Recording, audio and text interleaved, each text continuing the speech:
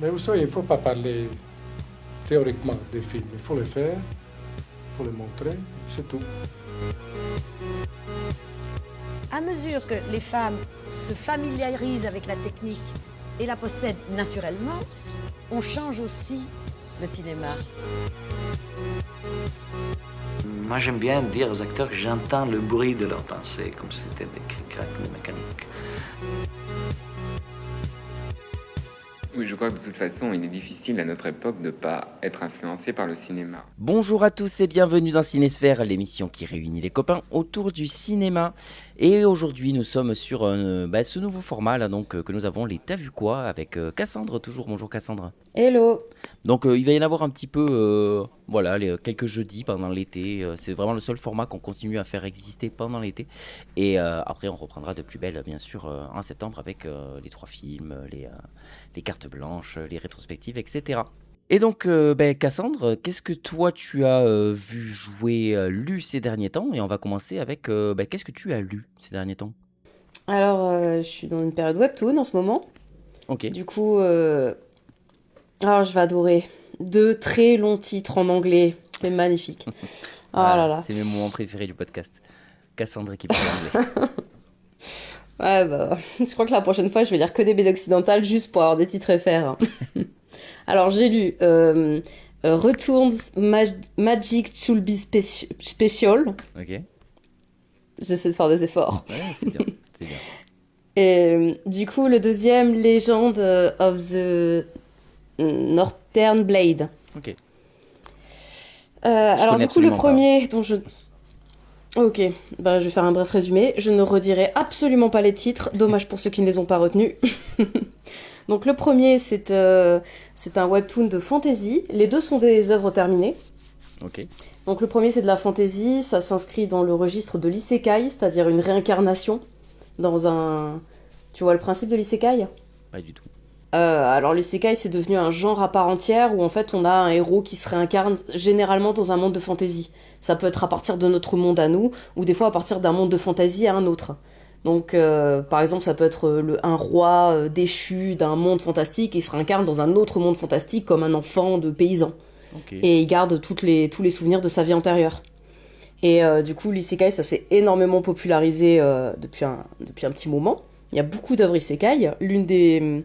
Voilà, tu vois, ça fait beaucoup parler de lui, ce registre. On a un peu de tout, hein. Il y en a qui se réincarnent en araignée, en slime. Enfin, je crois même que ma coloc m'a montré un truc où c'est quelqu'un qui se réincarne dans un distributeur automatique, toujours dans un monde fantasy. Hein. Okay. Donc ça part dans tous les sens. Hein. Et du coup, donc là c'est des webtoons, donc c'est des œuvres coréennes. Et donc le premier s'inscrit dans ce registre. On a un personnage qui du coup vient de ce monde-là, le monde dans lequel il évolue. Sauf qu'en fait ils ont une grande quête, une sorte de monde de l'ombre qui s'ouvre et qui va détruire le monde. Et pendant 10 ans ils vont être en guerre pour essayer de détruire ce monde de l'ombre. Sauf qu'au tout début de l'histoire en fait on les voit affronter le boss final après 10 ans de guerre. Et en fait ils meurent tous. Ce qui fait que le monde est condamné. Et le héros, l'un des derniers survivants qu'il y avait à ce moment-là, en fait, revient 10 ans en arrière avec les souvenirs qu'il a de ces 10 ans de guerre, en fait. Et il va tout faire pour que les événements ne se reproduisent pas tels qu'ils se sont produits et pour que beaucoup de ses compagnons qui sont morts pendant ces 10 ans de guerre ne meurent pas à nouveau. Ok.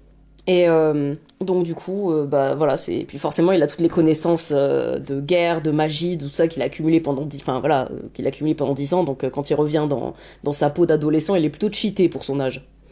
Donc ça, c'est aussi un des trucs qui fait plaisir dans l'isekai en général. Hein, c'est le power-up. Ouais. Donc voilà, du coup, c'était très sympa. J'ai bien aimé parce que c'est bien focus sur les personnages secondaires. Donc il y a des belles relations. Les personnages sont vraiment craquants dans leur relationnel. Et du coup, c'est chouette, hein, parce que l'un des plus célèbres, par exemple, des mangas des webtoons un peu du genre, c'était Solo Leveling. Alors, c'est pas un isekai, mais dans le côté un peu donjon et power-up.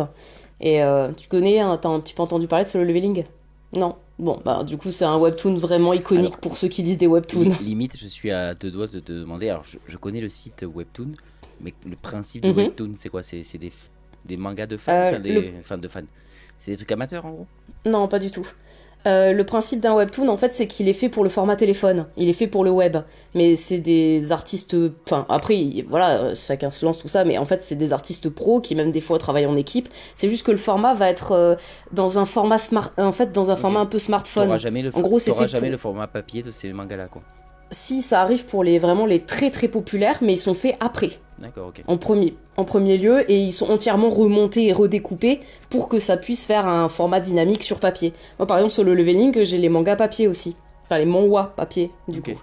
Et, mais de base, je l'avais découvert en scan, comme pour la plupart des gens, puisque les webtoons sont vraiment faits pour être lus en ligne. Manga, manhwa, c'est quoi la différence? Alors, un manga, c'est une bande dessinée d'origine japonaise, et un manhwa, c'est une bande dessinée d'origine coréenne. Ok.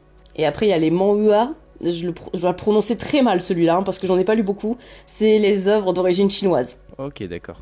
Et du coup, le plus populaire ces dernières années en France, c'est le manga. Bon, ça, n'en parlons pas. Je crois qu'on connaît tous un petit peu l'origine du manga avec le Club Dorothée, etc.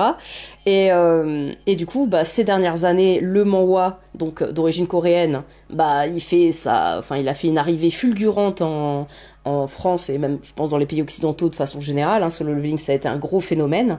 L'anime est sorti, il y a des jeux vidéo sur Solo Leveling. Bref, ça a été un très gros phénomène dans le milieu du manhwa, justement, Ok. et dans le milieu de la bande dessinée. Et du coup, c'est un petit peu une œuvre de référence. Et du coup, elle a été adaptée donc en manhwa redécoupée pour être sortie en manhwa papier.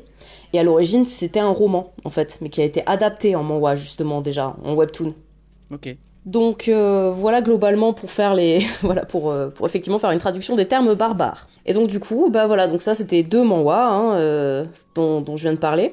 Et donc là pour le premier, il est très sympa. C'est une série terminée, donc du coup il doit y avoir à peu près 300 et quelques chapitres. Il est sympa. Moi j'ai pas mal aimé. Les dessins sont un peu simples au début, mais comme la plupart des manhwas, hein, je veux dire. À force de faire du 300-500 chapitres, les artistes ils s'améliorent en cours de route. Ouais. Généralement, dès les 50-60 premiers chapitres, tu sens déjà la différence. Et donc là, Et déjà, c'est pas dégueulasse au début. Un chapitre, c'est combien de pages, enfin combien de cases en tout cas?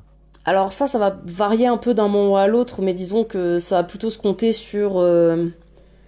en fait, c'est le défilement, quoi. Enfin, ça se compte en scrolling un petit peu, donc Ok. j'aurais plus de mal à te le déterminer parce que les cases sont très séparées les unes des autres, puisque c'est pour prendre en compte le scrolling. Ok. C'est vraiment un découpage des cases qui est très propre au webtoon. Ok.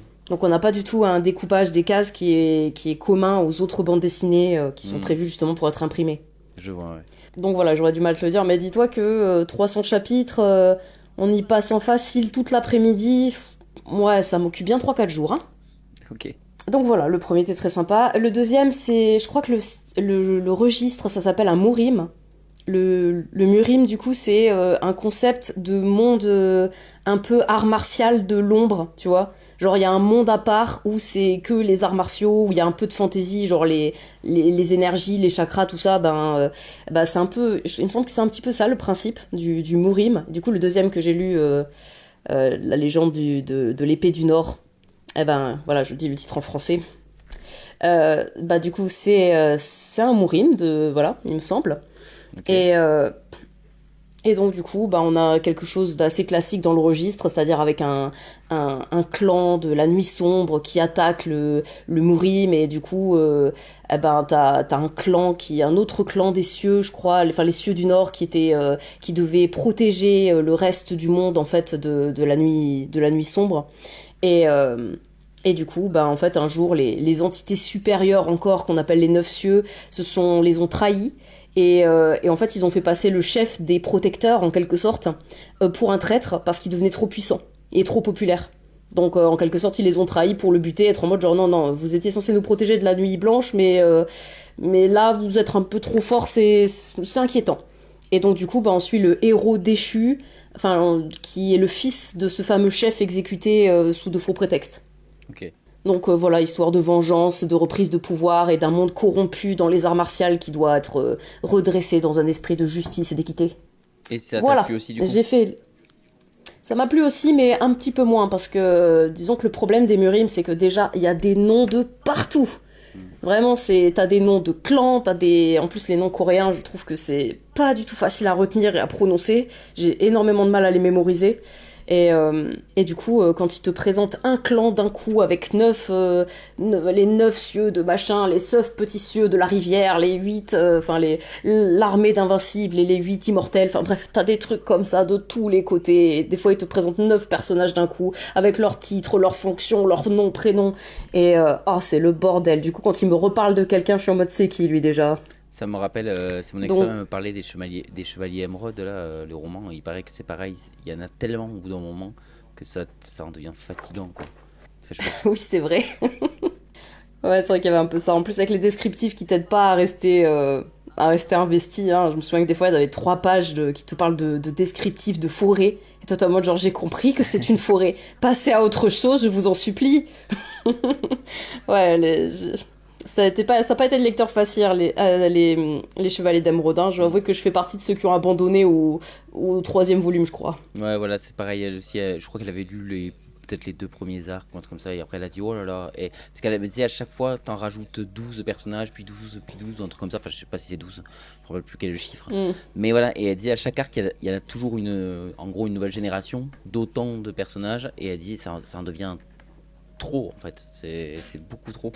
Mais tu vois, paradoxalement, je me retiens mieux les noms de fantasy, déjà parce que souvent ils ont des consonances assez occidentales. Du coup, je trouve que c'est plus facile à mémoriser. Pour moi, vraiment, le pire, c'est les noms coréens. Parce que, en fait, je sais déjà pas comment les prononcer. Donc, et des fois, il y a des ensembles de lettres, je sais pas, ça, du coup, je fais que reconnaître les mots visuellement. Enfin, je reconnais les noms visuellement, sauf que ils ont beaucoup de consonnes en commun, donc en fait, ils ont tendance à beaucoup se ressembler aussi. Il y a des Yoon partout, il y a des Cheon partout, il y a des consonnes. Donc, du coup, quand t'as qu'une seule sur un nom complet, que t'as genre 2 consonnes perdues qui font la différence entre 3 noms différents, donc, ouais, pour moi, c'est le pire. C'est systématiquement traduit en français ou pas forcément? Les webtoons. Quoi donc? Les webtoons, en général. Pas systématiquement, mais dès que c'est un peu populaire, je pense que oui, hein, que ça soit sur des plateformes de webtoons dédiées, hein, parce que du coup, il y a des bibliothèques où tu t'abonnes et où tu payes chapitre par chapitre. Ce que tu fais, pour débloquer, évidemment. en fait... De quoi? Ce que tu fais, évidemment. Oui, T'es bien connu mais pour, bien sûr, pour être à fond dans tout ce qui est payer des plateformes. C'est ça, moi, tout ce qui est sur le plan légal, je signe carrément, Eh oui. hein, comme toujours. Ou sinon, pour d'autres personnes que moi, il y a des teams de Scantrad qui font ça gratos dans leur coin et qui la ramènent pas trop parce que pour passer entre les mailles du filet. Et donc voilà, en général, les webtoons, c'est pas dur à trouver gratos, surtout pour les plus populaires. J'imagine. Ils auront beau faire toutes les plateformes payantes qu'ils veulent, tu les trouves partout. Donc Ok. voilà, j'ai fini la séquence lecture de mon côté. Alors moi, comme d'habitude, ça fait longtemps que je lis plus, mais j'ai emprunté un livre à la médiathèque. J'ai lu les 6 premières pages, histoire de me mettre dans le bain, quoi. J'ai emprunté, j'en reparlerai quand j'aurai fini, du coup, mais un roman français de Frédéric Beigbeder, qui est un auteur que j'aime vraiment beaucoup. C'est un auteur vraiment le cliché du comment on dit, cis mâle blanc hétérosexuel qui chouigne et qui se plaint que la vie est trop injuste, mais je l'aime bien quand même parce que je trouve qu'il écrit super bien, et quand tu sais que c'est un pauvre chouineur, tout passe plus facilement et tu te dis oh bichette pendant tout le long, mais il écrit tellement bien que ça va, parce que je dis ça parce que je sais qu'il y a beaucoup de gens qui disent ouais mais c'est un mec quand même très hétérocentré, et sur le fait que tu sais, c'est limite si les hétéros ils ont plus leur place, l'homme blanc hétéro il a plus sa place dans la société, quoi. Et ça c'est ce qu'il dit Yes. en interview essentiellement, et sûrement qu'il le pense parce que c'est un con, mais voilà, il me fait plus penser à un pauvre type qu'un con, mais il écrit merveilleusement bien. Donc, Ouais, voilà. je comprends. Son côté pathétique t'apparaît comme étant attendrissant. Je peux l'entendre. Dans la vie, ouais. Mais après, non, après, rares sont les romans de lui que je n'ai pas aimé, quoi. C'est toujours pour moi Ok. des petits chefs-d'œuvre. Ah bah écoute, je connais pas du tout, mais en tout cas pour le style d'écriture, c'est intriguant. Voilà, maintenant on va peut-être, on va passer aux jeux vidéo. Moi, je viens de terminer avec mes enfants. Ça faisait un moment que j'étais dessus, je l'avais laissé en pause. Et aujourd'hui, j'ai repris ma console, j'ai pris ma Nintendo 3DS et j'ai refini Ocarina of Time 3D. Qui est donc le jeu de Zelda Ocarina of Time, qui est bien sûr évidemment un des meilleurs jeux de Zelda. J'essaie de tous me les refaire en ce moment sur... pareil, pas forcément de la manière la plus légale possible non plus, mais sur Home Station, du coup, je me télécharge tous les jeux que je peux là-dessus, en rétro gaming. Et je l'ai fait petit à petit. Et alors, j'ai revalorisé des jeux comme par exemple Minish Cap, j'avais bien aimé, mais j'en avais un souvenir, genre c'est un jeu sympa, et qui est maintenant dans mon top 3 de mes jeux Zelda préférés aujourd'hui, de l'avoir refini. Je le trouve vraiment très complet, très ludique, je trouve qu'au niveau du gameplay, parce que Zelda est un. Zelda, alors ça, il faudrait que je vienne presque un jour dans une reco pour parler que de Zelda, mais c'est pour moi ce qui, voilà, si je l'ai dit, je reviendrai dans une reco pour parler de Zelda et je vais m'arrêter là, voilà. Mais Ocarina of Time donc est un jeu que j'aime vraiment beaucoup, et la version DS est pratique, elle est très ergonomique parce que comme la DS t'as 2 écrans, et bien l'écran du bas c'est que ton inventaire, et c'est trop bien en fait, tu joues et t'as juste à cliquer sur ton inventaire quoi, et ça c'est trop pratique. T'as pas besoin de mettre start pour aller dans l'inventaire et quoi que ce soit, tu l'as sous les yeux quoi, l'inventaire. Et ça je trouve c'est assez génial. Et ce qui fait que ton écran il est pas pollué par trop de choses non plus. Donc voilà, gros plaisir de rejouer à ce jeu là. Et après j'ai commencé à jouer à Mario Sunshine aussi. J'avais jamais essayé, je suis très nul aux jeux vidéo. Pour de vrai j'aime bien jouer, mais je suis très nul, donc tout ce qui est un peu plateforme et tout, où il faut un peu de dextérité, je me galère et je perds très souvent, donc je perds souvent l'envie de continuer. Mario, bon là ça va, celui-là il passe pour l'instant, mais ça me saoule quand même un petit peu assez rapidement. Par contre j'ai aussi commencé les Simpsons Hit and Run, et donc c'est un GTA-like qui était sorti sur GameCube, PS2, tout ça, mais version les Simpsons, donc plus mignon que GTA. Mais c'est pareil, ce côté un peu monde ouvert avec les missions, tu prends ta bagnole, tu piques des bagnoles des autres, etc. Ben, bien sûr, tu tues pas les gens, tu peux les écraser, mais ça leur fait rien du tout, quoi. Enfin voilà, ça reste très enfantin. Et j'y ai joué avec les enfants, la VF est entièrement la même VF que celle de la série. Donc t'as tous les personnages qui disent des conneries, c'est très drôle, les enfants ils en pouvaient plus de rire pendant tout le long du jeu. Donc j'ai juste commencé, mais je suis déjà pas mal dedans, je trouve très très bien, et là je prends du plaisir. Pour ce qui est des jeux vidéo c'est bon, on va passer aux séries maintenant. Qu'est-ce que tu as vu en série ? Alors, en série, j'ai découvert une série qui s'appelait Heartstopper.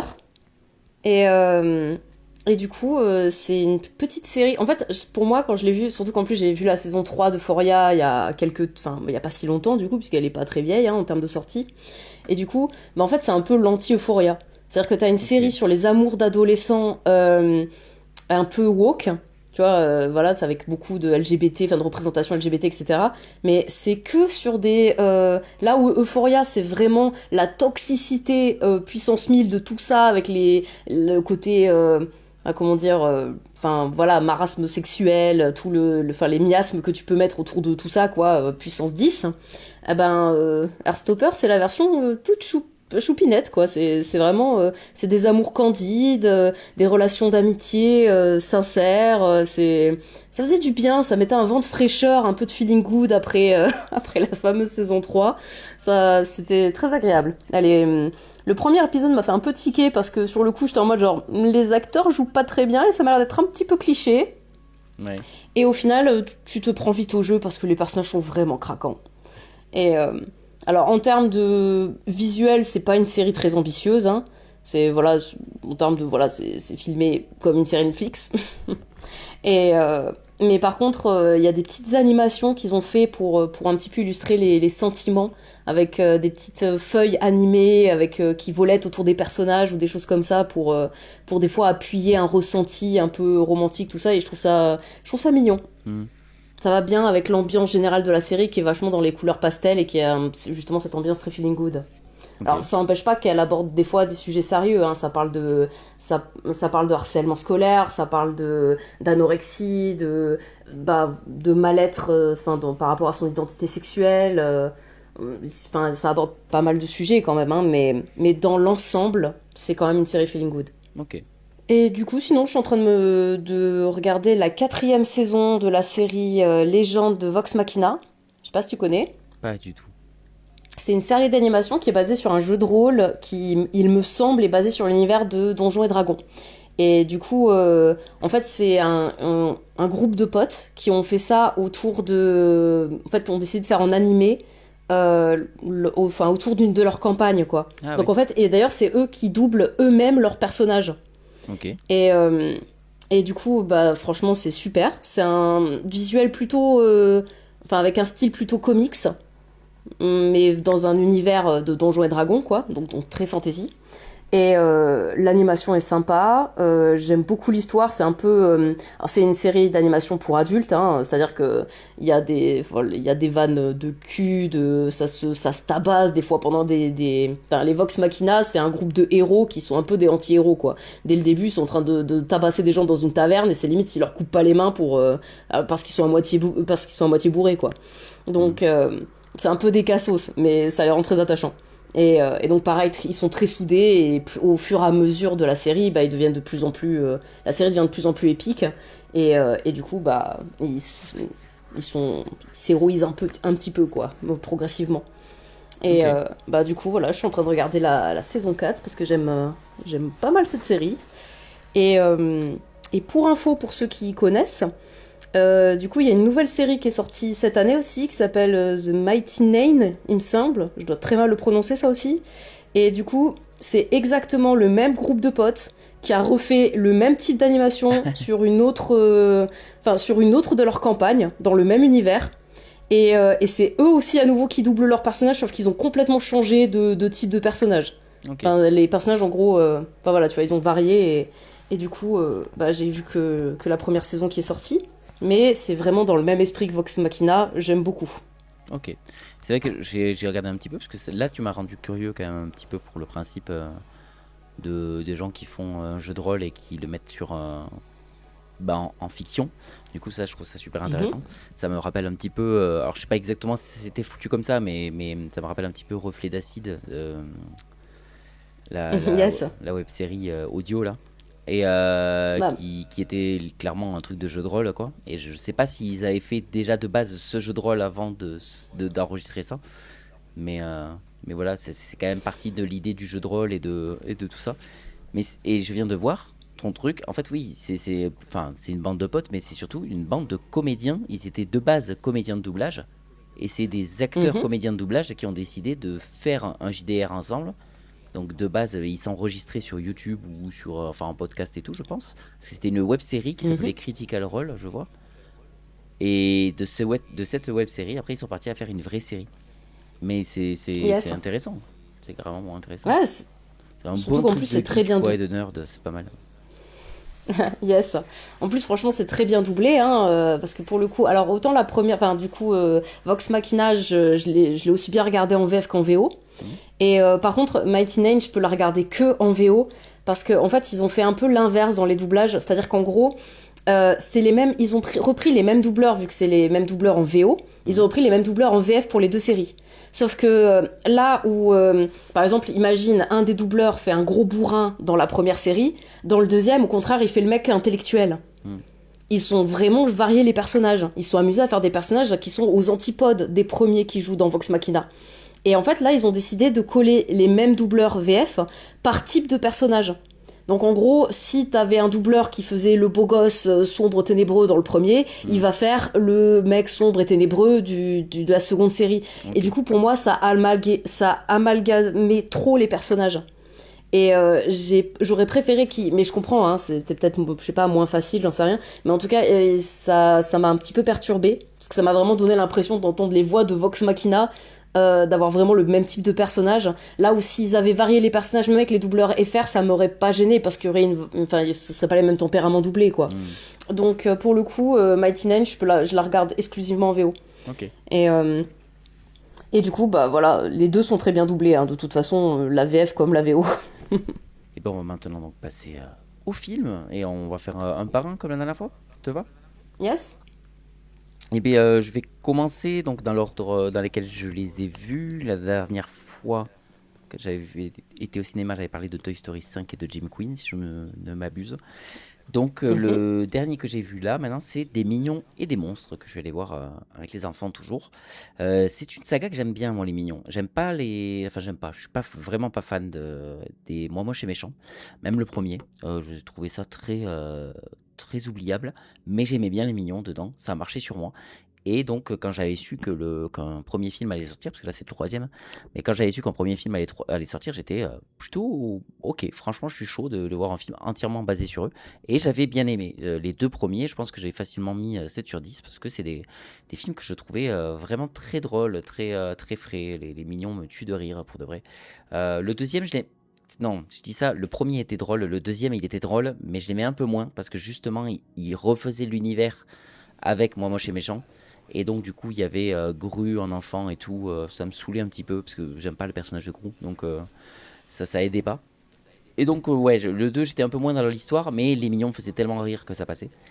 Et le 3 c'est un peu pareil, les Mignons et les Monstres, je suis pas fan de l'histoire. Et alors maintenant Illumination, le studio, c'est les mêmes donc qui ont fait Mario et tout là. Et ça se sent quoi. Ils n'y arrivent plus à se calmer quoi. Je me suis dit peut-être que Mario c'était une exception et quand ils vont revenir chez les Mignons, ils vont se calmer un petit peu, ils vont faire des trucs où ça va se poser un peu. Épileptique. Ouais, c'est ça. Et en fait non. Alors ça l'est moins que Mario évidemment, hein, heureusement. Mais putain, il y a des moments je disais mais calmez-vous quoi. Ça, il y a beaucoup trop.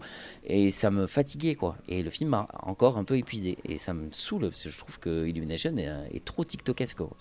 Donc je trouve ça un peu dommage. Mais à côté de ça, celui-là se passe dans l'univers du cinéma muet, qui passe au parlant d'ailleurs. Et il y a une vanne qui est un peu une parodie de la vraie vie, mais moi ça me rappelle Babylone évidemment parce que c'est dans ça que je l'ai appris. C'est le moment où il passe du parlant au muet et que tout le monde se dit mais en fait les gens ils ont des voix de merde et du coup ils perdent en notoriété parce qu'ils aiment plus du tout les acteurs qu'ils adoraient depuis qu'on entend leur voix quoi. Donc dans les Mignons ils le font, sauf que quand ils étaient en muet les gens adoraient les Mignons, mais quand ils parlent ils remarquent qu'ils savent pas parler en fait et qu'ils disent banana la kabala voilà, et du coup les gens ils disent mais c'est ridicule, c'est nul en fait. Et c'est très drôle je trouve de l'avoir parodié comme ça. Et en fait voilà, le but après ça va être pour eux d'essayer il y a quelqu'un qui a envie de faire un film de monstres et donc du coup ils vont essayer vu que leur essence même c'est de trouver des grands méchants, des monstres et les servir, ils vont essayer de trouver des monstres pour les faire jouer dans un film quoi. Mais tout va pas se passer comme prévu parce que le monstre qu'ils vont prendre va les prendre en traître pour essayer de détruire le monde, blablabla. Mais voilà, le film est rigolo, joli hommage au cinéma pendant une petite période du film. J'en avais entendu parler, je croyais que ça allait être plus que ça, mais pour de vrai, t'as des clins d'œil les 30 premières minutes et après ça s'arrête, ça reste un film de monstres et des mignons quoi. Mais voilà, j'ai passé un bon moment parce qu'ils me font toujours rire, hein, mais c'est pas non plus exceptionnel quoi. Déjà, juste pour rebondir sur ce que tu dis, je t'avoue que moi, c'est pas une licence pour moi. Moi, je suis méchant comme toi, je dirais pas Sable, mais je crois que les Mignons, j'aime encore moins. C'est vraiment pas mon humour. Ouais. Pareil, j'ai regardé les deux premiers, mais j'ai accroché à aucun des deux. Hein. C'est pas pour moi, je suis pas le public. Donc, on verra si je suis motivée à regarder ce troisième. J'avoue qu'il me rend un peu plus curieuse que les autres pour les références. Déjà, ce que tu viens de dire, je trouve ça marrant. Le truc sur le cinéma muet. Et puis en plus, je suis un peu curieuse un petit peu de ce qu'ils ont développé autour de, je sais pas, cette tentative de mixage avec l'ambiance Lovecraftienne. Ouais. Alors, je sais que ça va pas partir loin, mais version cartoon, je suis quand même curieuse de voir ce que ça peut donner. Il y a un moment, t'as l'impression d'être dans les... Enfin, tu vois la représentation des montagnes hallucinées, clairement. Du coup, ça, je trouvais ça assez intéressant. Ça m'a fait rire. Je fais, ah, c'est trop rigolo. Mais voilà, après, c'est pas très poussé. Vraiment, ça reste encore une fois très les mignons, quoi. Mais moi c'est vrai que tu dis que ça marche pas sur toi, mais je sais pas pourquoi. Mais moi, leur langue me tue de rire. Hein. Moi, vraiment, hein, tu me fais un truc de Akala la papaya, je suis mort de rire. C'est très étrange, hein, mais je trouve qu'il y a une perfection dans les mots choisis, les trucs comme ça. Je veux dire, pour annuler, c'est nul. Hein. Là, on est vraiment dans le bas-fond de la vanne. Mais je sais pas, ça a quand même marché sur moi. Pour annuler une incantation, ils crient un truc, mais avec un mot d'incantation, ils disent CTRL-Z, quoi. CTRL-Z, un truc comme ça. Ça me fait rire, voilà, c'est très drôle. Et mention spéciale aussi à Alexandre Astier qui fait une voix dedans et qui, pour une fois, arrive à se à jouer un personnage en fait, autre que lui-même. Parce qu'Alexandre Astier, je l'aime beaucoup, hein, c'est quelqu'un que j'aime beaucoup et j'adore ce qu'il fait en général, mais on peut pas nier que quand il joue lui, et il a du mal à se sortir de son propre personnage. Et ben là, franchement, il y a des moments, si je savais pas que c'était lui qui doublait, j'aurais pas... Il y a 2-3 moments ça va, il fait un accent en fait, il fait un accent allemand, et il le tient plutôt bien, et ça donne vraiment un personnage de dessin animé rigolo, quoi. Et il n'y a pas trop de moments où je me suis dit, putain, c'est Alexandre Astier à ce moment-là, quoi. C'est fou. Voilà, il y a 1 ou 2 moments où tu le sens, où tu l'entends, mais moi je trouve qu'il s'est bien effacé et ça m'a fait du bien. Ça me fait du bien de me dire, ok, il arrive à s'effacer devant d'autres, enfin, voilà, derrière un personnage et il m'a prouvé voilà, un talent d'acteur que je ne lui connaissais pas. Donc à toi, vas-y. Alors du coup, moi j'ai regardé Dossier 137, Ah oui, sorti en 2025. je l'ai pas vu, mais il me donne Du très coup, envie. yes, du coup par le même réalisateur que celui qui a fait La Nuit du 12. Mhm. Euh, et du coup, ouais, j'ai beaucoup aimé Dossier 137. Je trouve que c'est...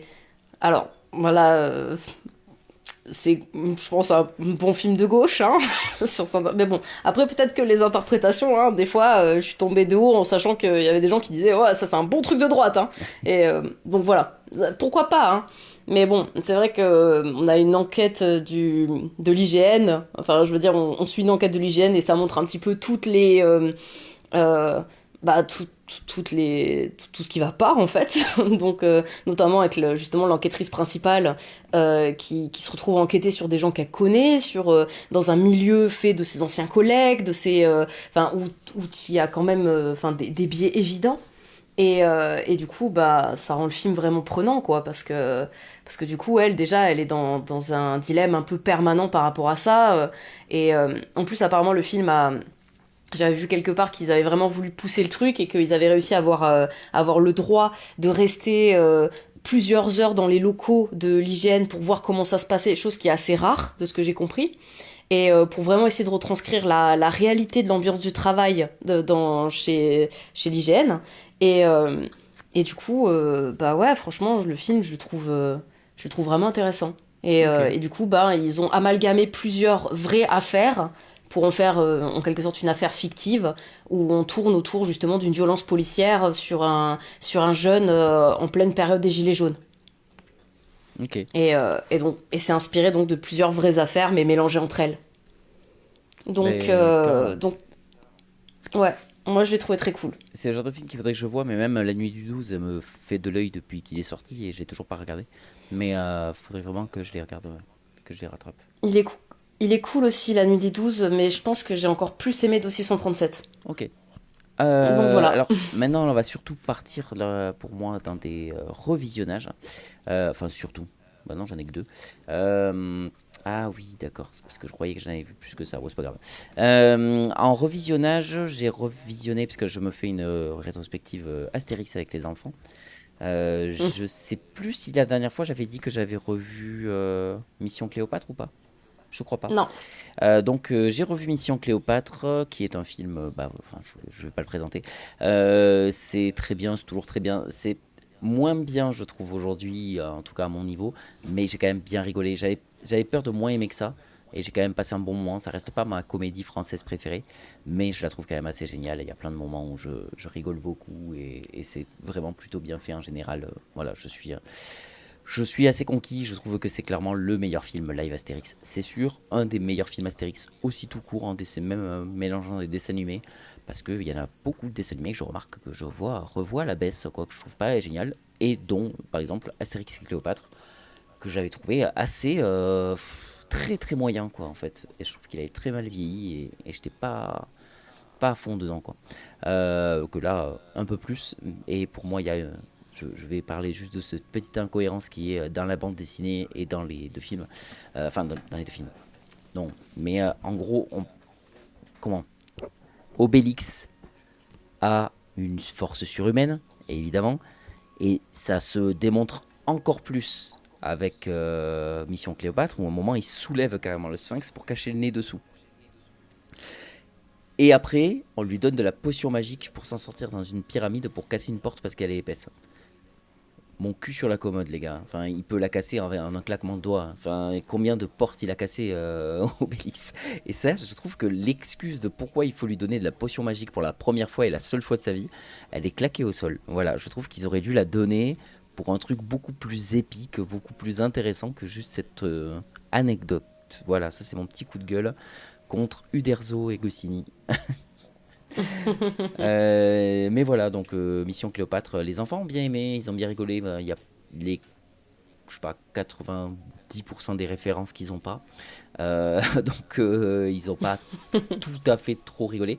Mais leur vanne préférée, et je suis trop content parce que c'est une de mes vannes préférées. Mais leur vanne préférée, c'est le moment où. Moi j'ai dû leur expliquer, et c'est pour ça qu'ils l'ont trouvé drôle justement. Mais c'est le moment où tu as les servantes de Cléopâtre qui lui mettent du lait dans son bain. Elles font attention, c'est très très tiède. Et, et cette blague me tue de rire. Voilà. C'est vrai qu'elle est iconique. Ah, c'est mignon de voir les références se transmettre enfin, d'une génération à l'autre. C'est ça. J'ai essayé de leur montrer aussi, mais on l'a pas fini. Parce qu'on était claqués. Il y avait la pub. En fait, c'était à la télé. Donc il y avait la pub. J'en ai profité pour éteindre et aller au lit. Et de toute façon, ils prenaient pas un plaisir fou, mais on va dire que le fait que tout le monde s'appelle Pierre, ça les a fait beaucoup rire. Le ça va être tout noir ta gueule, je leur faisais déjà à la maison, avant d'éteindre la lumière, je disais ça va être tout noir, ils disaient ta gueule, donc ils ont vu la référence en vrai, donc ça c'est intéressant. Mais voilà, c'est vrai que voilà, c'est des petites références comme ça, comme tu dis, de la transmission qui sont rigolotes. Alors du coup, j'ai vu le film The Babadook, Ah oui, qui Mister est un Babadook. film d'horreur. Voilà, sorti en 2014. Babadook. Ouais, il est excellent, hein, je le connaissais pas du tout. Non, mais ça passe, nickel. Et du coup, ouais, j'avais jamais entendu parler de ce film. J'ai découvert un peu par hasard et je l'ai trouvé excellent. J'ai vraiment beaucoup aimé le... Faut que je le revoie, parce que moi je l'avais vu à l'époque de sa sortie, c'était l'époque où on avait au taquet films d'horreur, à la Conjuring et machin et trucs. Et j'avais trouvé très en dessous de plein de choses. Mais aujourd'hui, je vois tellement de monde dire que c'est quand même assez génial que je pense que c'est juste que je l'ai trop comparé à une période. Et je pense qu'il y a moyen que je le préfère aujourd'hui à tous les autres films d'ailleurs. Peut-être pas, hein, mais il faudrait que je retente en tout cas. C'est le genre de film que je me mets un peu dans une liste de revisionnage. Ouais. Puis je pense aussi que... Alors, je vais pas développer la métaphore, parce que de toute façon, je pense qu'en le revoyant, va te sauter aux yeux si ça n'a pas déjà été le cas. Mais pour moi, le film est surtout intéressant dans son analogie. Donc, du coup, je pense que maintenant que... Enfin, voilà, que tu es père, ça te parlera peut-être un peu plus aussi, vu que le sujet de... Enfin, en l'occurrence de la maternité, est, enfin, vraiment est central, quoi, dans tout le reste de l'ordre de la métaphore, quoi. Et du coup, c'est aussi beaucoup pour ça qu'il est excellent. Ouais. Donc yes. T'as rien de plus à dire sur le film ? De base, tu regardais quand même les films un peu comme ça, un peu angoissants ? Ouais, mais pendant longtemps, en fait, j'ai eu une période quand j'étais ado, et même plus jeune, parce que mon frère me faisait regarder beaucoup de films d'horreur quand j'étais gosse. Et le bonheur de l'absence parentale et d'avoir un frère 10 ans plus âgé. Donc du coup, il y a beaucoup de classiques que j'ai découvert probablement à un âge où c'était pas du tout adapté. Et ce qui fait que je suis très insensible à l'horreur. Déjà, faut dire que la peur sera jamais un critère pour moi pour aimer un film, parce que la peur, je la ressens pas. D'accord. C'est vraiment... ça m'active pas. J'aimerais bien, hein, parce que franchement, quand je vois des gens qui sont pris aux tripes parce qu'ils flippent en regardant un film, j'aimerais bien ressentir ça. Mais je le ressens jamais devant un film d'horreur. Et du coup, les films d'horreur, voilà, j'ai eu ma période où j'en regardais, je regardais pas mal quand on est ado et qu'on teste ses limites. Surtout qu'en plus, moi, comme je les trouvais pas, j'ai eu tendance à tester mes limites très loin. Et à force de pas les trouver, j'étais en mode genre, mais c'est nul, les films d'horreur, en plus, ça raconte rien. Et à part quelques pépites comme ça, genre Martyr, que j'ai adoré dès que j'étais gosse, j'ai surkiffé Martyr. Enfin voilà, à part quelques pépites de temps en temps de cet ordre, les films d'horreur c'était juste pas mon truc, parce que je trouvais que ça racontait pas grand chose et que souvent les personnages étaient nazes. D'un côté, c'est ça. D'un côté, en fait, t'es un peu la clé pour trouver quel est un bon film d'horreur, quoi. C'est-à-dire que si tu aimes, c'est parce que réellement le film est bien en tant que film et non pas en tant que bouh, je te fais peur. C'est cool. Après, il y a des films qui jouent vraiment uniquement sur la peur, et s'ils jouent super bien dessus, peut-être que ça peut être une expérience hyper cool. Mais c'est vrai que moi, je pourrais pas le juger là-dessus. Disons que moi, effectivement, il faut considérer que c'est un film qui est bon. Si tu élimines la peur, il est quand même bon pour qu'il m'ait plu.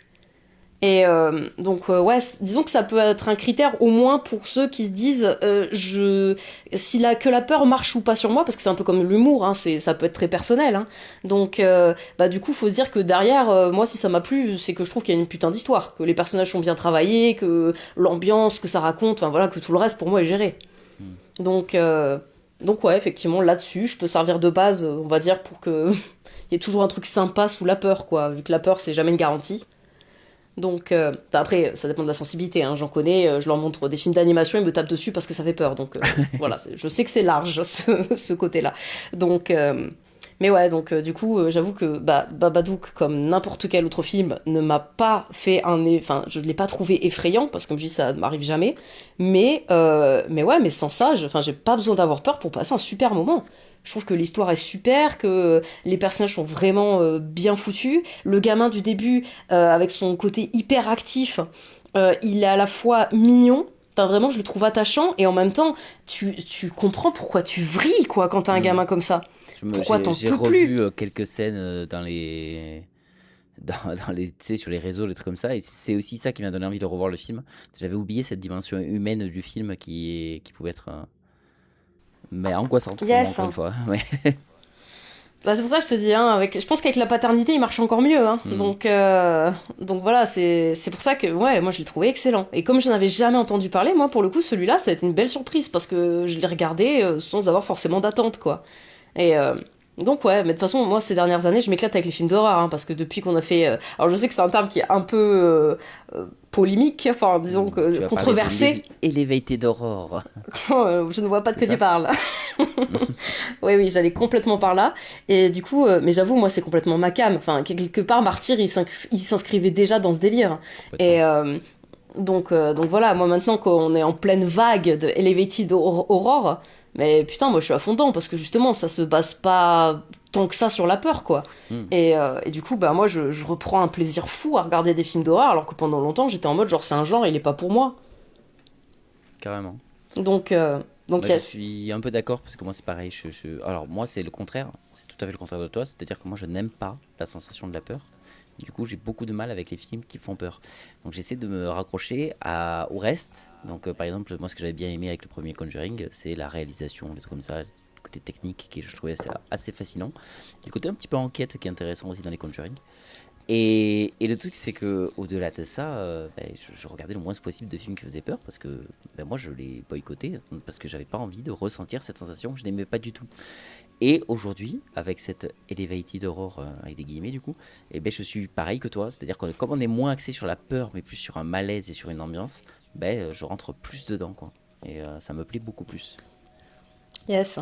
Alors, toujours dans les Astérix, on a revu Astérix et le coup du menhir, qui est donc un mélange de deux bandes dessinées. C'est le combat des chefs, mais ils ont repris dans le combat des chefs le fait que Panoramix devienne fou, parce que comment il s'appelle, Obélix lui a mis un menhir sur la tête, donc d'où le coup du menhir. Et ils ont pris aussi Astérix le devin dedans. Donc il n'y a pas tout ce qui est combat des chefs justement dans ce film-là. Ils ont pris le truc du devin, ils ont mélangé ces deux bandes dessinées pour faire Astérix et le coup du menhir. Et je pense que c'est mon film d'animation Astérix préféré. Alors il faudra que je revoie ceux de Astier là, mais je crois vraiment qu'on est dans mon préféré. C'est une ambiance tellement étrange, tellement étrange. Et je peux comprendre qu'il y ait plein de gens qui le mettent un peu de côté, ce film-là. J'ai presque envie de dire une ambiance à la Alice au Pays des Merveilles, celui de Disney, tu vois. Il est bizarre comme film, les musiques sont bizarres, l'ambiance sonore est bizarre, tout ce qui se passe, c'est étrange, les personnages sont fous, les potions de Panoramix font des choses tellement folles qu'il y a des moments, voilà, tu crois que c'est le moment des éléphants dans Dumbo, des trucs comme ça. Tout est chelou dans ce film, et je me dis... Et même la fin, elle est un peu mélancolique avec la musique qu'il y a. Tu vois un Romain s'envoler dans le ciel parce qu'il est heureux d'être libre. T'as une belle musique très mélancolique sur un crépuscule je sais pas, il y a un truc dans ce film, tu te dis, il est tellement loin de tous les autres films d'animation Astérix que je trouve qu'il a une plus-value pour ça, quoi. Je trouve que c'est vraiment Ouais, c'est vraiment un bon film en fait, tout simplement. Et ça m'a plu, je trouve toujours et drôle et intéressant et bah, surtout, voilà, surtout son ambiance que je trouve tellement différente de tout. Ça me rappelle un petit peu, il y a des moments, c'est comment? J'avais des trucs de Métal Hurlant dans la tête, parce que je connais pas trop Métal Hurlant, mais je vois des visuels, et il y a des trucs de fumée, des potions dégueulasses là de Panoramix qui est fou, qui me font penser à des trucs qu'on peut voir dans les Métal Hurlants, avec cette science-fiction un peu très étrange et très... Enfin voilà. Très texturé. Ouais, c'est ça. Et du coup, ben voilà, il y a plein de choses comme ça où je me dis vraiment, il y a plein de choses très réussies dans ce dessin animé. Et alors que le réalisateur, il a rien fait d'autre. Enfin, je veux dire, c'est pas comme si c'était un film qui avait vraiment une histoire derrière où tu t'es dit putain, il y a vraiment une vision d'auteur, de machin. Non, c'est vraiment un film d'animation, un énième de Astérix qui est sorti comme ça. Et je trouve que, bah voilà, là les étoiles se sont alignées, quoi. Du coup, ensuite, j'ai regardé, on va dire, pour pas faire dans l'ordre chronologique, mais rester dans la thématique, j'ai regardé Together, dont tu m'avais parlé, du coup sorti en 2025. Et je l'ai trouvé sympa, mais c'est vrai que je pense que ces derniers temps, je me suis tellement maté des films d'horreur cool que du coup... Tu as un peu revu la baisse. Bah, enfin, pas revu, vu tout. Mais non, oui, voilà, c'est pas ça que je voulais dire. Mais, bah, disons que je lui trouve peut-être. Enfin, disons, la fin déjà est assez prévisible. Elle est nulle. C'est ça qui m'a sorti du film, moi. C'est toute l'histoire de la raison. La raison de leur truc à eux, en fait, de leur fusion. Moi, c'est ça qui m'a saoulé. Toute cette histoire-là. Bah ouais, parce que en fait, le film traite de la fusion et je trouve que justement on avait là l'occasion en fait de jouer sur deux versants, soit l'amour vraiment fusionnel, soit la codépendance. Et on pouvait même jouer sur les deux d'ailleurs. Et en fait, je trouve que le couple principal est assez équilibré en fait. Hein. C'est un couple dans la moyenne. C'est pas un couple qui est particulier. Enfin, c'est pas radical quoi dans leur. Ce qui fait que leur fusion, bah tu peux pas le mettre sur autre chose qu'une malédiction random. Ça rentre pas dans l'analogie parce que du coup, bah, ça arrivait à un couple assez classique qui a absolument, qui a pas un effet de miroir avec la malédiction quoi. Donc ils ont voulu en faire un. Mais ça tombe à plat parce qu'il manque de radicalité dans son traitement du relationnel. Et c'est ça qui fait que la fin tombe un peu à plat aussi, du coup. Hein. Et puis en plus, comme je dis, il y a des trucs où je trouve ça extrêmement prévisible, genre le prof. Dès que tu le vois, dès que tu le vois, tu comprends. Exactement, dès que tu le vois, à seconde une, il a parlé, tu vois, enfin je veux dire, il a dit deux mots que t'es déjà en mode genre, ok. Et c'est ça qui m'énerve avec ce genre de personnages, ils sont tellement clichés que limite t'as envie de te dire, en fait, j'espère que c'est pas lui, parce qu'au moins comme ça ils ont fait croire que c'était lui en jouant du cliché. Et non, c'est juste un cliché en fait. C'est nul. Enfin, Surtout qu'en plus, tous les fusils de Tchekhov qui te mettent se sentent à deux lieux et tu sais tout de suite comment ça va être utilisé. Enfin, je veux dire, l'espèce de taillade qu'ils trouvent dans la maison. Enfin, je veux dire, c'est un high concept. Évidemment qu'on sait ce qu'on est en train de regarder. Si t'as vu ce film, t'as vu une seconde l'affiche, que tu sais ce qui va se passer. Donc du coup, quand ils te mettent une scie électrique dans la maison, nous n'allons pas nous en servir, bien entendu. Tu vois déjà la scène à l'avance. Et encore, je trouve que ça sert du pas coup, bien. Je trouve que finalement, le climax de comment ils s'en servent, tu t'attends à un truc bien plus gore, bien plus fou. Et en fait, non, pas tant que ça. Non, mais comme pour tout, hein, tout manque de radicalité. Ouais. Et du coup, c'est pour ça que tout devient prévisible. Et en plus, effectivement, comme il n'y a même pas une surenchère sur la prévisibilité, au mieux, t'es déçu, quoi. Soit c'est exactement ce que t'imaginais, soit c'est un peu en dessous. Donc, et pareil pour le gars en mode genre, je vais vous montrer une vidéo de mon mariage. Ouais, juste avant on a parlé de chapelle dans la forêt, mais ça va, personne fait le lien. Enfin bref, c'est vraiment, tout est cousu de fil blanc. C'est du coup, je passe pas un mauvais moment en le regardant, mais c'est pas un mauvais. Enfin, je dirais pas qu'il est mauvais, il est sympa. Enfin, il est sympatoche. Voilà. Ouais. C'est un sympa mouais quoi. Ouais, c'est ça. Donc, je suis d'accord. En fait, on se raccroche à l'idée de base, quoi. L'idée de base de la fusion des personnages et tout est assez stylée, surtout le moment où ils essaient vraiment de se séparer physiquement et qu'ils n'y arrivent pas du tout, il en devient malade et il faut à tout prix qu'ils reviennent. Ça, voilà, t'as des scènes un peu comme ça qui marchent très très bien, je trouve. Et en fait, je trouve qu'il y a que finalement le high concept qui marche. Et il faut s'accrocher sur ça, quoi. Si on veut passer un bon moment, il faut s'accrocher que sur ça. Yes. Mais j'avoue que tu vois, moi je suis difficile avec les high concepts parce que comme tu as déjà tout d'avance, alors que moi justement j'aime regarder un film en sachant rien. Et les high concepts, je le sais déjà d'avance, comme je dis, parce qu'en général, si t'as entendu parler du film, le high concept, c'est le premier truc que tu connais sur le film. Alors, c'est ça qui est un peu chiant, même, avec ça. Mais du coup, pour moi, la seule façon de faire vraiment marcher un high concept, c'est de pousser le délire à fond. C'est d'être dans la radicalité totale, tu vois. C'est là que même si tu sais à quoi t'attendre, bah, quelque part, t'es pris de court. Et c'est ça que j'aime, moi, justement, dans les films à high concept. C'est ceux qui vont arriver à pousser leur délire à leur paroxysme. Et ouais, lui, bah, en fait, son high concept, bah, il en a fait quelque chose d'assez fadasse, hein. Donc du coup je trouve que même le high concept t'en ressors un peu déçu parce que je trouve que c'est vraiment enfin je sais pas, le 5 sur 10 de ce qu'il pouvait faire avec, quoi. C'est la moyenne plate. C'est voilà du tiède et du coup, bah, je trouve que limite, tu connais le high concept, t'as presque déjà le film dans ta tête, quoi. Donc voilà. Je suis totalement d'accord. Ensuite, ben alors là, je vais parler des 2 films que j'ai vus aujourd'hui. Donc, avec les enfants, j'ai regardé Le Monde de Nemo. J'ai revu Le Monde de Nemo. Parce que mon grand voulait pas forcément le voir. Il me disait, ah, j'aime pas ce film. Je me dis, tu t'en souviens pas, t'étais trop petit. Et qu'est-ce qu'il est fabuleux, ce film, putain. Oh là là, je me rappelais que je l'aimais bien, mais je pensais pas à ce point-là. Tout est parfait. Je n'ai pas grand-chose à dire à part qu'il est parfait. Au niveau des émotions et de l'aventure, il n'y a pas une seule aventure que je n'aime pas. Dès qu'ils font un truc, je surkiffe. Il y a le moment des requins, je surkiffe. Il y a le moment des méduses, je surkiffe. Il y a le moment... Et à chaque fois, c'est comme ça. Tous les trucs qui vont traverser, j'aime tout, en fait. Je trouve ça génial. Les personnages sont géniaux. Marin, et dans son inquiétude tout le temps, là, il est trop bien, ce personnage. Nemo et toute la bande dans l'aquarium est génial, ils sont géniaux, Dory est génial, vraiment tout est parfait dans ce film, donc je trouve qu'il est fabuleux. Et mon grand a finalement réellement pas beaucoup aimé. Voilà. Je trouve ça, je croyais presque que c'était de la mauvaise foi, parce que j'avais l'impression qu'il s'amusait bien devant, il me tardait que quand je le voyais rire, que je le voyais à fond dans le film et tout, je me suis dit, ah, il va me dire qu'il était génial. Et en fait, tu vois, non, je l'aime bien, mais voilà. Bon, allez. Mais le petit, il a adoré. Donc, Au moins un des deux. tu l'as vu, toi, celui-là? Oh, sûrement. Ouais, effectivement, il est super. Moi non plus, j'ai pas grand-chose à dire.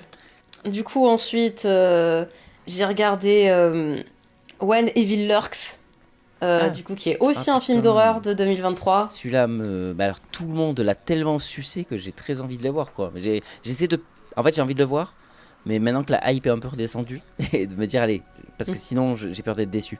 Mais il y a tellement de monde qui a dit que c'était incroyable que ça me fait de la- Je le trouve vraiment cool, hein, j'avoue. J'ai bien aimé. J'ai vraiment passé un bon moment. Mais alors largement au-dessus d'un Together, mais je le mettrais en dessous d'un Babadook, du coup, pour Ok. moi. C'est mais je l'ai vraiment trouvé cool quand même, hein. Ça fait partie des bons films d'horreur que je me suis maté dernièrement, quoi. C'est justement, pour moi, il y a que Together qui est en dessous de la moyenne des films d'horreur que je me suis maté. Parce que justement, dernièrement, j'ai plutôt été gâtée dans ce domaine, hein. Donc ouais, bah, il s'inscrit bien là-dedans. Et du coup, bah, ouais, il y a vraiment des trucs qui sont, bah, justement, qui sont assez radicales dedans. Et du coup, j'aime bien. c'est chouette, c'est... Ouais. Je sais pas trop quoi dire de plus dessus, mais Ok. vraiment, il est cool. Et le dernier film que je suis resté avec les poissons, mais le dernier film que j'ai vu, c'est Piranha, le premier film, celui de Joe Dante, un des premiers films de Joe Dante, en tout cas son premier en tant que réalisateur tout seul. Il avait fait The Movie Orgy, je crois, mais c'est un film où il avait mélangé plein de films. Et après, il avait fait un film en co-réalisation, et ça, c'est son premier film vraiment tout seul. Assez culte, hein, puisqu'après, il y a eu toute une saga de Piranha qui est sortie. Moi, j'avais vu pour le podcast avec les copains, surtout les 3 films de Boff. On avait regardé Piranha 3D d'Alexandre Aja, qui était... En fait, c'est un mauvais film, mais avec des idées rigolotes pendant tout le long. Et là, c'est le contraire. J'ai l'impression de voir un bon film, mais chiant. Donc, c'était pas beaucoup mieux finalement. J'aime bien Joe Dante. C'est vraiment un réalisateur que j'aime beaucoup. Donc, mais j'aime bien à partir des Gremlins. C'est pareil, j'avais vu Hurlement. J'avais pas beaucoup aimé non plus. Mais à partir des Gremlins, je trouve qu'il a trouvé un peu plus sa patte. Et là, je trouve qu'il est, enfin, que c'est génial ce qu'il a fait en suivant. Comment Ça fait longtemps que je l'ai pas revu. Il faudrait que je le revoie, mais je sais que j'avais beaucoup aimé. Je vais y arriver. Les Looney Tunes passent à l'action, et j'aime beaucoup aussi l'aventure intérieure. J'aime beaucoup le Small Soldiers. Voilà, il y a plein de films de ce mec que j'aime vraiment beaucoup. Mais voilà, en commençant par les Gremlins. Et ouais, j'avoue que ce qu'il avait fait avant, ces petits films de monstres là, j'aimais un peu moins. Je m'ennuie un petit peu. C'est pas nul du tout. Il y a plein de trucs assez intéressants. Mais voilà, quelques facilités scénaristiques qui me saoulent un petit peu. On est dans le énième film de monstres où il y a eu des trucs, mutations génétiques, et il faut faire attention parce que ils vont dévorer les gens au fur et à mesure. Enfin voilà, c'est le genre de truc qu'on a vu des milliards de fois. Et il y a rien de nouveau dans ce film-là. Puis il y a même quelques incohérences. Enfin, une incohérence, une grosse pour moi, c'est des piranhas ultra voraces. Ils avaient fait pareil avec Piranha 3D. Ils sont ultra voraces. Ils peuvent te tuer un être humain en 3 secondes, quoi, limite. Tellement ils sont voraces. Mais à un moment, il y a des enfants qui sont en train de se baigner et les enfants se font croquer. Et tu fais waouh, ils vont aller là, ils vont tuer tous les enfants. Et non, ils s'en sortent tous parce que les piranhas n'arrivent pas à les croquer réellement, tu vois. Parce qu'ils vont pas tuer des enfants, justement. Moi, je me dis, dans ces conditions, et je comprends totalement que t'aies pas envie de mettre des enfants se faire tuer dans un film, je trouve ça même plutôt sain. Mais dans ces conditions, les mettez même pas en danger, en fait. Ou mettez-les en danger, mais qu'ils s'en sortent avant même de commencer à se faire croquer. Parce que là, du coup, vous perdez la cohérence du fait que c'est des piranhas hyper voraces qui, quand un être humain, par contre, un adulte, pardon, va venir les aider, va être bouffé d'un seul coup. Tu fais... Ça marche pas. Je suis désolé, mais je rentre. Vous êtes en train de me faire perdre ma suspension d'incrédulité là. Donc voilà, ça, c'était le truc que je trouve un peu dommage dans le film, et au point de vue scénaristique. Après, au niveau de la réal, de quoi que ce soit, j'ai rien à dire de plus. J'ai l'impression d'avoir vu une énième série B de monstres, quoi. Ouais, je dois t'avouer que Joe Dante, moi, c'est vraiment pas fait pour moi. C'est Même les Gremlins, c'est pas. Même les Gremlins. J'ai regardé ça quand j'étais jeune, j'ai trouvé ça sans intérêt. Et après, je pense. Après, je pense. Je pense aussi, une des choses qui joue, c'est que je pense que pour les jeunes générations, ça a été marquant parce qu'il y a une dimension horrifique qui se mêle au burlesque et qui. Parce que moi, en tout cas, dans les gens qui en parlent, j'en ai beaucoup entendu dire qu'il y avait des côtés un peu effrayants dans le film. Mais comme j'ai dit, moi, quand j'étais très jeune, je me suis maté des sauts, je me suis maté des cubes, je me suis maté... Enfin, comme je dis, cette dimension-là, elle marche pas du tout sur moi. Du coup, moi, je vois juste des espèces de bestioles qui sont en train de tout casser en faisant des vannes. Mais oui, c'est trop drôle. Puis comme j'ai... L'humour marche. Ouais, bah, j'avoue que ça marche. Moi, ça m'a pas prise. Donc, le concept du Mogwai, je le trouve trop bien. Les acteurs m'éclatent. Les trucs des Gremlins qui sont très drôles, c'est très cartoon. En fait, Joe Dante est un énorme nerd, fan et biberonné au cartoon, et ça se sent à partir des Gremlins. De toute façon, il n'y a que ça. Et au point d'avoir réalisé un film Looney Tunes, quoi. Mais c'est vrai que ce film-là est entièrement un hommage au cartoon du début à la fin. Et c'est ça que je trouve merveilleux, c'est d'avoir justement transformé ça avec un concept un petit peu horrifique. À la base, ça va être un film beaucoup plus horrifique. Il devait y avoir des meurtres et tout. Mais finalement, ils ont tourné ça pour... Il y en a quand même des meurtres, hein. Ouais, mais des trucs genre, je crois que c'est la mère ou le chien qui devait mourir, tu vois, et finalement, il finit juste dans un sapin. Enfin, ça va, tu vois. C'est rien de... Les personnages principaux ne meurent pas, quoi. Mais ouais, ça devait être un truc plus horrifique et plus angoissant. Finalement, ils ont décidé d'en faire un truc plus comique. Et moi, justement, je trouve que c'est ça qui est fabuleux avec ce film, parce que je trouve que dans tous ces registres, il marche. Il marche dans le film de Noël, il marche dans le côté monstre, il marche dans le côté fantastique, et il marche dans le côté comique, quoi. Bah, je pense que ça aussi, ça participe. J'avais une faible sensibilité à tout ce qui était cartoonesque, surtout quand j'étais plus jeune, parce que je regardais jamais de cartoon. Donc c'est vrai que du coup voilà, tout ce qui est Bugs Bunny, tout ça, je connais de réputation, mais on va dire j'ai les personnages parce que forcément ça a été réutilisé, ça fait partie de la pop culture, mais j'ai jamais regardé particulièrement les Looney Tunes. J'ai dû regarder 2 épisodes dans ma vie parce que vraiment genre on m'a mis ça pour occuper les gosses pendant une demi-heure, quoi.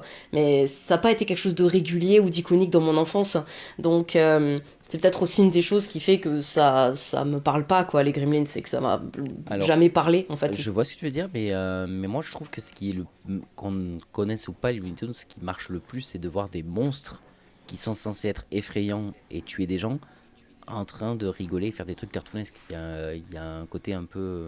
comment Un décalage. Ouais, un décalage, merci. Il y a un décalage entre les deux et c'est ça qui marche du tonnerre, justement. Et puis en plus, tu as du défouloir super cool quand la mère elle tue tous les gremlins dans la cuisine, dans le mixeur, le micro-ondes et tout, tu vois. Du coup, c'est très drôle. Et puis Gizmo, il marche sur moi, il est trop mignon. Voilà. Ouais, je comprends. Et puis j'adore la musique aussi, la BO du film. Ah, ça c'est peut-être le seul truc où je vais être d'accord avec toi. J'aime pas des masses le film, mais j'aime bien la musique. Bon, bah, ça va. Mais ouais, mais juste pour Joe Dante aussi, donc c'est pour ça, mais même d'autres films que j'ai vus de lui, hein, j'accroche. Je crois que le seul que j'ai bien aimé, c'est Small Soldier. Sinon, Il est ouais, génial. sinon vraiment ouais, voilà, c'est celui-là, vraiment, c'est un des films que j'ai regardé quand j'étais jeune, et en fait, c'est mon Gremlins à moi, tu vois. Moi, j'ai beaucoup plus regardé Small Soldier, et du coup, j'ai adoré Small Soldier quand j'étais gamine. Maintenant, on va dire que c'est un peu plus tempéré, hein, mais ça reste quand même un de mes films d'enfance. Et donc, j'aime toujours aujourd'hui. Mais c'est vrai qu'à part ça, enfin, les banlieusards, les Gremlins, Piranha 3D, j'étais allée le voir au ciné quand il est sorti, parce que mes potes voulaient se voir un film d'horreur, et j'étais en mode, qu'est-ce que c'est que cette merde? J'étais au cinéma, et vraiment, j'étais en mode... Ouais. Ah ouais, franchement, c'est... Alors comme j'ai vu que là, en plus... T'as un moment intéressant, c'est le moment de la où tout le monde se fait bouffer. Voilà, c'est le moment défouloir justement rigolo où tu te dis allez là c'est tellement excessif et t'as tellement de sang et d'hectolitres de sang qui mélangent. Alors t'as un peu d'effets numériques mais en fait en général c'est ça qui marche pas je trouve dans Piranha 3D, il y a trop d'effets numériques dégueulasses mais il y a quelques effets pratiques au niveau des trucs gore qui marchent du tonnerre et c'est un peu la grosse orgie de dégueulasse qui marche du tonnerre et je trouve que c'est la seule chose intéressante dans le film quoi. Ouais, mais je crois qu'aussi une des choses qui m'a vachement rendu hermétique au film, c'était que je le trouve très gras et très beauf. Mais oui, Du coup, même son côté défouloir marche pas parce que franchement, les piranhas qui arrivent pour tout de suite aller te choper la fesse de la meuf avec un string qui dépasse du... Enfin, je veux dire... et ne parlons même pas de la dernière scène. Enfin, je veux dire, en termes de beaufrie, le niveau... Et j'avoue que j'étais blasée, moi, avec... C'est quelle scène? C'est la bite là? Je sais pas. Ouais, c'est ça. Ouais, c'est ça. Oui, le piranha qui rote une bite. Voilà. C'est ça. Le niveau de finesse. Oh Ah, là j'étais d'accord. là. En Donc, fait, je trouve et du coup, c'est même pas assez excessif pour être drôle, tu sais. C'est-à-dire que il y a des trucs où tu pourrais trouver tellement excessif dans la beaufrie que ça peut être drôle. Là, je trouve que c'est même pas le cas. C'est juste vulgaire en fait. Complètement. Et c'est pour ça que pour moi, franchement, je sais pas si j'aurais... Enfin, après, là, je parle pas pour l'aspect... Je l'ai jamais revu depuis sa sortie, hein. Tu parles, j'ai détesté, une fois, ça suffit, hein. Tout ce que je te dis, c'est mes souvenirs du ciné, hein. Donc j'ai plus de souvenirs de mise en scène, d'aspect technique, il est un peu passé à la trappe. Mais du coup, là, franchement, vu d'ici, on m'aurait dit que c'était un film d'Ove Ball, j'aurais pas été surprise, quoi. C'est marrant parce que t'as parlé du même que j'avais en tête, mais ouais, carrément. Bah ouais, parce que pour moi, ça s'inscrit dans cette lignée, quoi. Donc voilà, ouais. Joe Dante, je pense que c'est pas... Alors, je mets pas Piranha 3D comme étant représentatif de sa filmographie, c'est hein. pas lui. Voilà, C'est Alexandre Aja, Piranha 3D. Ah, d'accord. Comme t'en as parlé. Il a fait que le premier, en fait. Et je disais, moi, j'avais vu pour le podcast Piranha 3D, dans le même univers, mais qui était réalisé par Alexandre Aja. Ah, ok. Voilà. Non, bah celui-là, du coup, j'ai pas vu, donc effectivement... Non, mais je trouve ça plus logique, parce que j'avoue C'est qu'en pas ayant son vu genre, le reste, même si... Ouais, c'est ce que j'allais dire, j'aime pas trop ces films, mais je les voyais pas partir par là. Ouais, Donc effectivement, ça me paraît beaucoup plus cohérent. Mais voilà, disons que je déteste pas ce que fait Joe Dante, mais ça me prend pas. Ouais. Et les banlieusards, c'est pareil, j'avais regardé, on m'en avait dit beaucoup de bien, et quand j'ai regardé, bah ça me prend pas, moi, en fait. J'ai jamais vu. Donc... Bah, ouais, bah, je pense que toi, ça peut te plaire. Du coup, je pense que tu y es plus sensible que je le suis, quoi, à son style. Mais voilà, je pense juste qu'il est pas trop... C'est pas trop pour moi, quoi. Alors, du coup, c'est mon dernier. Ok. Et puisque comme on a déterminé qu'on gardait Obsession pour la prochaine fois, même si j'avoue que j'aurais bien aimé faire un parallèle avec Together, je le ferai la semaine prochaine. Du coup, le dernier film que j'ai vu, c'est Projet Dernière Chance, sorti en 2026. Oh, je croyais que tu l'avais vu déjà, mais ok, d'accord, ok. Non, je le découvre cette semaine. Oui, mais je sais pas pourquoi. En fait, dans mon entourage, tellement tout le monde l'a vu que je croyais que toi aussi tu avais fini par le voir. Parce que dans le podcast, on en a parlé, je crois, sur 3 émissions différentes, quoi, tellement tout le monde était à fond sur ce film, quoi. Ouais, mais je vais pas au ciné alors. Ouais, c'est vrai. Il y a toujours la latence entre le moment où je le découvre et sa sortie. Donc oui, voilà, moi c'est tout récent. Et toi du coup tu vas te voilà, toi tu te retapes encore Ça un me va avis très sur bien parler autant de fois de ce film que vous voulez, il est génial donc. Ah, tu l'as vu aussi? Ah mais je l'ai vu mais c'est un de mes gros coups de cœur de l'année quoi. Non, mais j'avoue, il est super. Moi aussi, franchement, quand je l'ai regardé, je me suis dit, putain.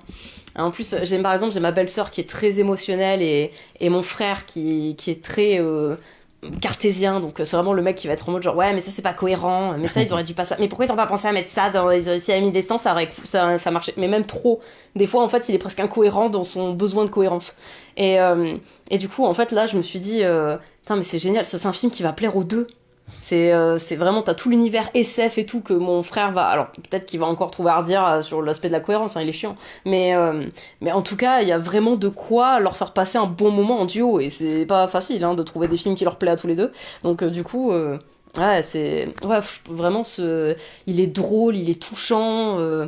Pour moi, t'as vraiment, en fait, il y a du premier contact, il y a du Interstellar, il y a du Seul sur Mars, mais du bon à chaque fois, quoi. C'est du bon de chacun de ces films qui va être mélangé dans celui-là. Et c'est un super film, j'avoue. C'est un genre de film J'ai passé un super moment. On se disait, c'est cette impression qu'on avait dans les années 2000, qu'un film te restait, que tu avais vraiment vécu une aventure assez feel good et en même temps... il se passe plein de choses et t'as des personnages bien écrits alors que t'as que 2 personnages et t'as un truc où tu te dis putain ça reste et ça, tu sais, tu sentais que ce film allait être culte et en effet il devenait culte parce que tout le monde l'adorait en même temps et on avait l'impression qu'on retrouvait plus ça à part si tu surfais sur une licence, tu vois, comme Star Wars, etc. Mais du coup tu te dis on retrouve plus ça et ben ce film là j'ai l'impression qu'il a dit si regardez on peut encore faire des bons films comme à l'époque et du coup ça j'ai trouvé ça assez excellent et tout est inventif, le vaisseau de Rocky est incroyable, comme tu dis le côté premier contact sur le fait qu'ils doivent essayer de savoir comment on peut communiquer ensemble alors qu'on parle pas du tout la même langue. C'est génial, c'est drôle, c'est beau et c'est touchant parce que c'est une histoire d'amitié aussi. Et ça, ça aussi, on en voit un peu trop peu au cinéma, des histoires d'amitié. C'est beaucoup trop des histoires d'amour sentimentaux et non pas de l'amour amical. Et ça manque un peu dans le cinéma. Et là, on a une histoire d'amitié qui va jusqu'au bout et c'est assez magnifique. Les histoires d'amitié sont toujours secondaires par rapport à l'amour, donc comme dans un film, il n'y a pas le temps. Donc c'est pour ça que les séries là-dessus sont plus généreuses. Parce que comme elles vont développer à la fois l'histoire d'amour, mais qu'elles ont la place de développer aussi l'amitié, c'est plus généreux de ce côté-là. Moi qui aime beaucoup les histoires d'amitié et qui suis justement beaucoup plus sensible qu'aux histoires d'amour, je trouve plus souvent mon compte dans les séries. Et au ratio, j'entends, parce qu'après, il y a toujours des super films là-dessus, comme celui-là. Mais ouais, du coup, j'avoue que ça fait du bien de voir effectivement une belle histoire d'amitié... comme ça dans ce film. C'était vraiment puis comme je dis, il y a plein de moments en plus il est vraiment drôle quoi. C'est aussi bien il a pu me tirer la petite larmichette à des moments qu'à des moments me faire vraiment rire, donc ouais, je le trouve super bien dosé entre toutes, avec un beau panel d'émotions quoi. Il t'en tire pas qu'une, t'en as plein de différentes. T'as même un côté un peu épique à l'Interstellar vers la fin quoi, où t'es vraiment un peu en train de t'accrocher à ton siège et être en mode genre qu'est-ce qui va se passer, il y a vachement trop d'enjeux là à cet endroit. Donc et du coup ouais, c'est hyper prenant Donc je suis d'accord avec toi, c'est vraiment un bon film, et c'est vrai que jusqu'ici j'ai vu personne dire le contraire. Mais oui, c'est vraiment, il fait un consensus ce film, c'est incroyable. Et très bien, on finit sur une très bonne, très bon film, je suis content qu'on finisse sur ça. Et yes. je te remercie d'être venu, et je vous souhaite donc à tous une très bonne soirée, une très bonne journée, et je vous dis à la prochaine. Ciao Cassandra. Ciao. Hop. Et on n'oublie pas les cinéphiles, si ce podcast vous a plu, vous pouvez en parler autour de vous et le partager. Et pour nous soutenir, vous pouvez laisser 5 étoiles, un avis et vous abonner. Allez, la bisette.